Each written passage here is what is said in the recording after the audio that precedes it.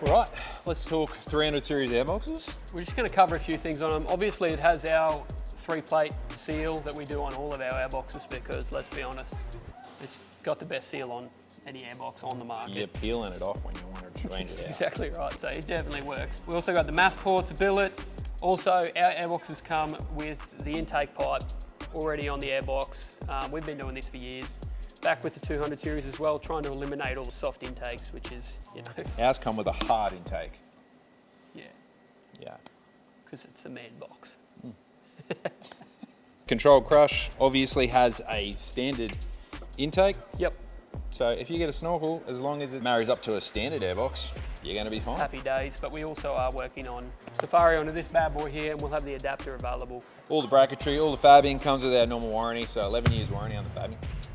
You won't find anybody else that will give you that kind of coverage. And they've probably got soft intakes.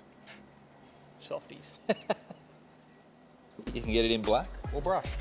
Whatever you want, or you can even pick a color if you really want, but you'll have to shoot an email through. That's the 300 series. We just thought we'd address the issue that everyone's having. But anyway, guys, we'll put the link in here. You can find it on the online store.